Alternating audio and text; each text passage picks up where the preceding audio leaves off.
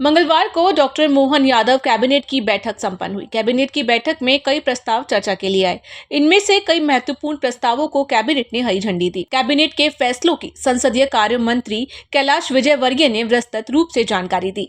माननीय प्रधानमंत्री जी ने इस बार अपने जन्मदिन पर हमें अवसर दिया था उनके स्वागत का, और उसको उन्होंने समर्पित किया था स्वस्थ नारी सशक्त परिवार।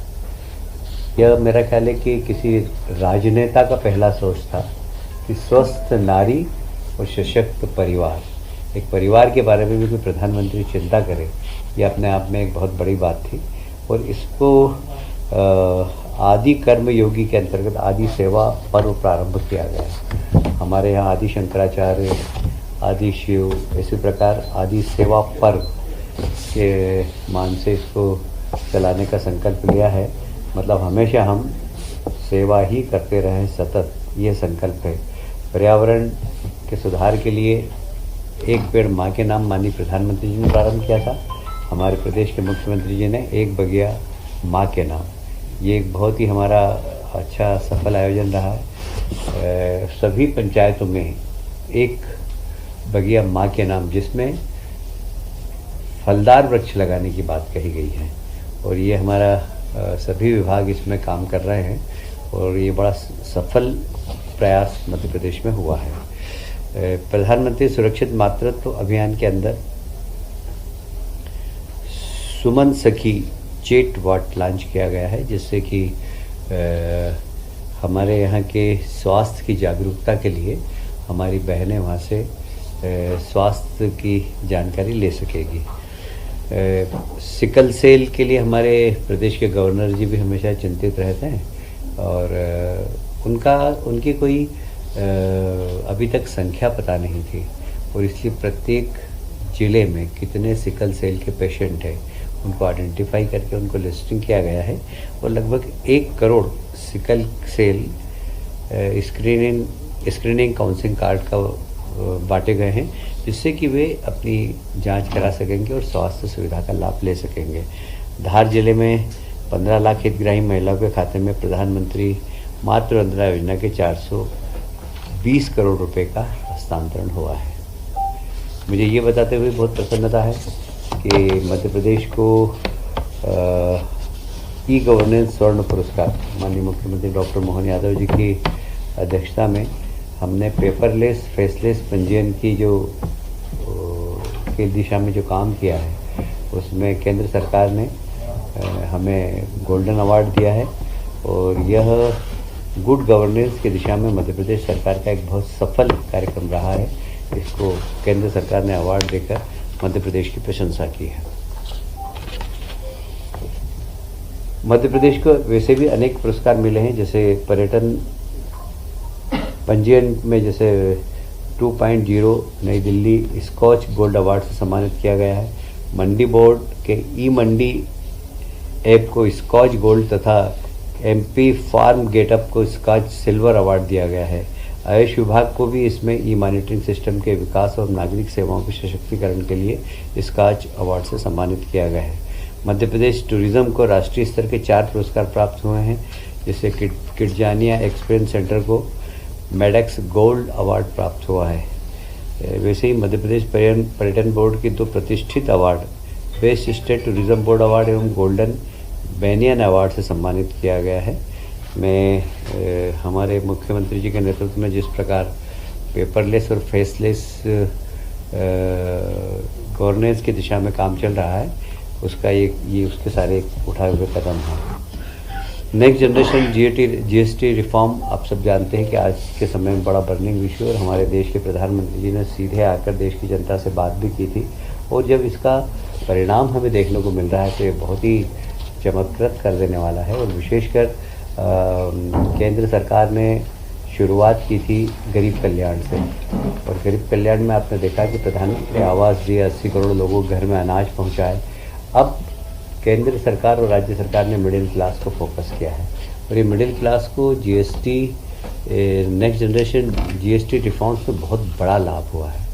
और वैसे भी शिक्षा के क्षेत्र में देखें आप, स्वास्थ्य के क्षेत्र में देखें आप, तो स्वास्थ्य बीमा पे 0 जीएसटी कर दिया गया है। जो जीवन बीमा निगम की है उसमें 0 जीएसटी है, और इसलिए स्वास्थ्य सेवा का भी अब लाभ मिडिल क्लास का व्यक्ति आराम से ले सकता है। वैसे भी प्रधानमंत्री जी ने आयुष्मान कार्ड बनाकर गरीबों को फ़ायदा मिला है, और 70+ के जो हमारे बुज़ुर्ग उनका भी आयुष्मान कार्ड बनाया गया है। वो भले किसी भी क्लास का हो, किसी भी क्लास के परिवार का हो, उसको निःशुल्क चिकित्सा देने की बात हमारे प्रधानमंत्री जी ने की है। मैं समझता हूँ कि इसको प्रधानमंत्री जी ने जैसे बोला कि नवरात्रि से दिवाली तक एक जीएसटी बचत उत्सव की तरह इसको मनाना चाहिए, और इसकी शुरुआत भी हो गई है। मार्केट में एकदम चमक आई है, और मुझे कहते हुए प्रसन्नता हो रही है कि स्टॉक मार्केट में भी एकदम उछाल आया है इसको लेकर, क्योंकि लोगों की संभावना बढ़ी है कि इस बार व्यापार बहुत अच्छा होगा। और हमें लगता है कि अब सिर्फ 2 प्रकार की स्लेब 5 और 18 बची है, तो उसमें बहुत सारे जैसे बच्चों के कैडबरीज, बिस्किट, सब में टैक्स कम हुआ है, तो बच्चे से लेकर सबको इसका लाभ मिलेगा, और मैं इसके लिए प्रधानमंत्री जी को धन्यवाद भी देता हूँ।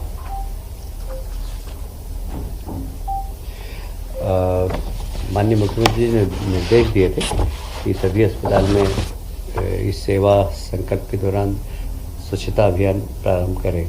जितने भी शासकीय अस्पताल हैं वहाँ स्वच्छता अभियान अभी चालू है। माननीय मुख्यमंत्री जी को, माननीय मुख्य सचिव महोदय को माननीय मुख्यमंत्री जी ने निर्देश दिए हैं कि वे सभी कलेक्टर से बात करें और उसकी मॉनिटरिंग करें, और प्रत्येक जिला अस्पताल और जितने भी छोटे अस्पताल हैं उसकी रिपोर्ट कलेक्टर से लें। वैसे Madhya Pradesh power plus state है, पर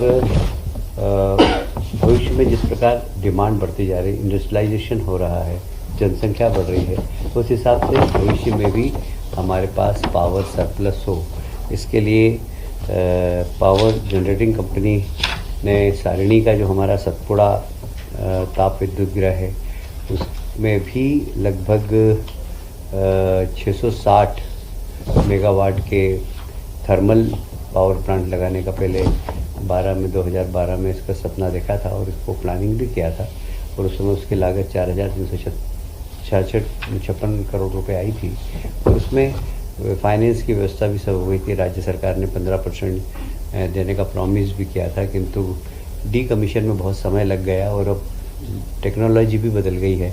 पहले अब अल्ट्रा सुपर टेक्नोलॉजी का उपयोग हम कर रहे हैं, इसलिए नई टेक्नोलॉजी के साथ नया थर्मल प्लांट बने, तो ये फिर से हम कर रहे हैं। ये 435 करोड़ का था, अब ये हो जाएगा 11,678 करोड़ का। पर राज्य सरकार ने कहा है कि जो हमने पहले 15% का प्रॉमिस किया था, अब इसी को आप माने, इसमें राज्य सरकार के ऊपर कोई अतिरिक्त बोझ नहीं आएगा। ये लोन पर ही पूरी की पूरी राज्य सरकार की राशि लोड कर दी जाएगी, पर इसमें हमें लगभग 660 करोड़, और ये हमने समय भी दिया है कि लगभग 2030 तक कमीशन हो जाए, इसकी विभाग चिंता करेगा। उसी प्रकार दूसरा एक और थर्मल पावर प्लांट है, वह भी लगभग 11,476 करोड़ का है।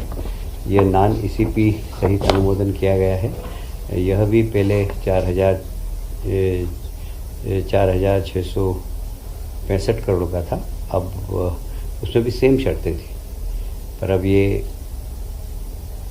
466 करोड़ का था, अब ये 1,147 करोड़ का हो गया है, 11,476 करोड़ का हो गया है।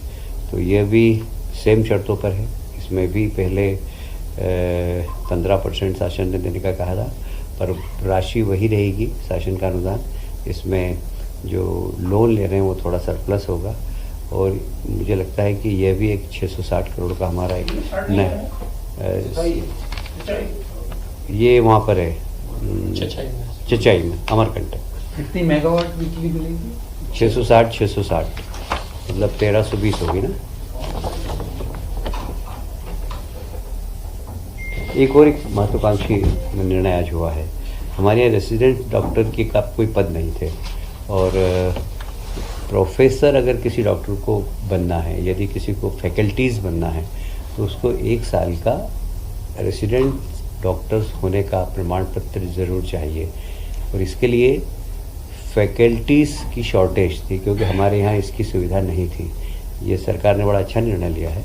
इसमें कुल हमारे सरकार के जो 13 हॉस्पिटल हैं, भोपाल, इंदौर, ग्वालियर, जबलपुर, यहाँ पर हमने 354 नवीन पद का सृजन किया है सीनियर रेसिडेंट के लिए। और ये एक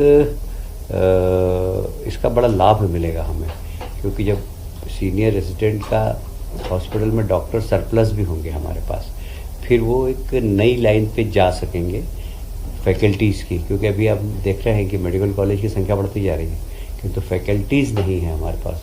उसमें बहुत सारे कारण है, पर एक कारण ये भी था कि हमारे पास सीनियर रेसिडेंट्स के पद नहीं थे, जिससे कि वो मेडिकल कॉलेज में प्रैक्टिकल एक्सपीरियंस नहीं ले पा रहे थे, इसलिए फैकल्टीज़ नहीं बन पा रहे थे।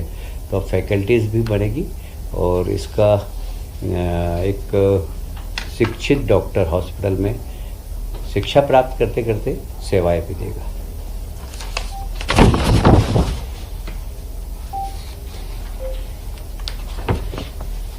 आप सभी जानते हैं कि एविएशन के क्षेत्र में हमारे मुख्यमंत्री जी ने काफ़ी अच्छा काम किया। पहले पीएम श्री स्वास्थ्य सेवा के माध्यम से हेलीकॉप्टर चलाए, विमान चलाए। अभी इंदौर में जो एक एक्सीडेंट हुआ था, उसमें एक बेटी थी, उसको हम अभी बॉम्बे भी ले गए। तो ये एक बड़ा सफल प्रयोग हमारे प्रदेश का रहा, और मेरा ख्याल है मध्य प्रदेश ये पहला प्रदेश है जहाँ इसकी शुरुआत की है हमने। अब टूरिज़्म को और अच्छा बनाने की दृष्टि से हमने 3 सेक्टर में हेलीकॉप्टर्स की चलाने की योजना प्रारंभ की। पीपीपी मॉडल पर होगी, और ये 3 सेक्टर जैसे इंदौर, उज्जैन, ओंकारेश्वर, मांडू, महेश्वर, गांधी सागर, मंदसौर, नीमच, हनुमंतैया, खंडवा, खरगोन, बुरहानपुर, बड़वानी, अलीराजपुर, रतलाम, झाबुआ, नलखेड़ा, भोपाल, जबलपुर, ये पहला सेक्टर है। दूसरा सेक्टर है भोपाल, मड़ई, पचमढ़ी, तामियाबती, छिंदवाड़ा, सांची, इंदौर, दतिया, दमोह, ग्वालियर, शिवपुरी, कुनो, ओरछा, गुना, राजगढ़, सागर, होशंगाबाद, बैतूल, टेकमगढ़, जबलपुर। और तीसरा सेक्टर है जबलपुर, बांधवगढ़, कान्हा, चित्रकूट, सरसी, परसुली, मैहर, सतना, पन्ना, खजुराहो, कटनी, रीवा, सिंगरौली, अमरकंटक, सिवनी, सीधी, मंडला, पेच, डिंडोरी और भोपाल और इंदौर। ये अब आप कह सकते हैं कि इंदौर बार बार आ रहा है, तो इंदौर कमर्शियल राजधानी है इंदौर के मध्य प्रदेश की, तो वहाँ इंदौर तो केंद्र है ही। यहाँ पर हेलीकॉप्टर सेवाएं प्रारंभ कर रहे हैं, और ये पीपीपी मॉडल पर होगी। और मुझे लगता है कि इससे पर्यटन को बड़ा लाभ होगा, और मध्य प्रदेश शायद पहला राज्य है जो इस प्रकार एविएशन के माध्यम से सिर्फ पर्यटन नहीं, व्यापार भी, क्योंकि आप देख रहे हैं इंदौर एक सेंट्रल इंडिया की व्यावसायिक राजधानी है। मध्य प्रदेश की नहीं, सेंट्रल इंडिया की बात कर रहा हूँ मैं। सेंट्रल इंडिया की व्यावसायिक राजधानी है, तो यहाँ आना, यहाँ से जाना, उसमें भी हेलीकॉप्टर की, तो व्यापार भी बढ़ेगा और टूरिज़्म भी बढ़ेगा मध्य प्रदेश में।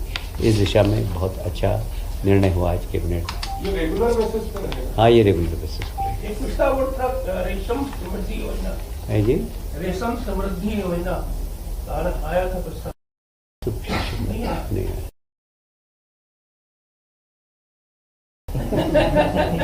आज के कैबिनेट के संबंध में कुछ और कुछ पूछना है आप तो पूछ सकते हैं।